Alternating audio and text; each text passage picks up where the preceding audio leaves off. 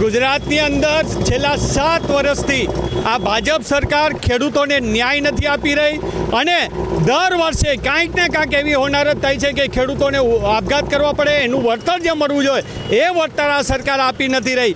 આજના આ વર્ષની અંદર પણ આપણે જોઈએ છીએ કે ખેડૂતને સુસાઇડ કરવું પડે। 2 દિવસ પહેલાં આપણા રાજકોટ જિલ્લાની અંદર 2 ખેડૂતોએ સુસાઇડ કરવું પડ્યું, કારણ કે સરકારને જે વળતર આપવું જોઈએ એ વળતર નથી આપી રહ્યું।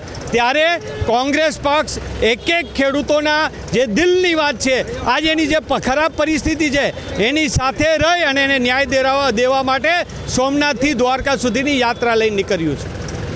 આજ રોજ કિસાન આક્રોશ રેલી રાજકોટ જિલ્લામાં પ્રવેશી હોય ત્યારે પુરાઈ રાજકોટ જિલ્લો અને શહેર તરફથી ઉમળકાભેર આ રેલીનું આવકાર્યો છે। ત્યારે ભારતીય જનતા પાર્ટીની સરકાર હોય 35 વર્ષ થયા, ત્યારે પેકેજને બદલેમાં આજે કિસાનોને લગતું પડીકું આપ્યું છે, એના વિરોધમાં કિસાનોના સંપૂર્ણ દેવા માફ થાય સંપૂર્ણપણે અને ફરીથી વીમા ફસલ યોજના લાગુ થાય એવી માંગ સાથે અમારી આ જન આક્રોશ યાત્રા સોમનાથથી ચાલુ કરી અને દ્વારકા પૂર્ણ થવા જઈ રહી છે। કાર્યકરોમાં ખૂબ જ ઉમળકાભેર ઉત્સાહ છે, એટલા માટે કે કાયમ માટે કોંગ્રેસ પાર્ટી કિસાનોની સાથે રહી હોય ત્યારે હરહંમેશ અમારો કાર્યકર કિસાનોની કાંઈ પણ વાત હોય ત્યારે એમની પડખે ઊભો રહેવા માટે તત્પર હોય છે।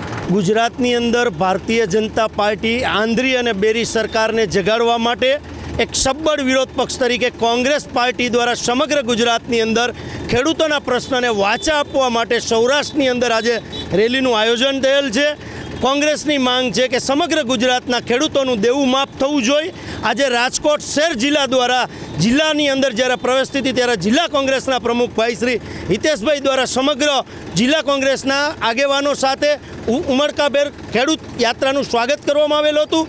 ત્યારબાદ શહેરની અંદર પ્રવેશી ત્યારે શહેર દ્વારા પણ આ યાત્રાનું સ્વાગત કરવામાં આવેલું હતું અને રાજકોટ જિલ્લાની જ્યાં લગીન હદ પૂરી થાય ત્યાં લગીન સમગ્ર રાજકોટ કોંગ્રેસના આગેવાનો તેમજ ખેડૂત મિત્રો મોટી સંખ્યામાં આ યાત્રામાં ટ્રેક્ટર લઈને જોડાણા છે।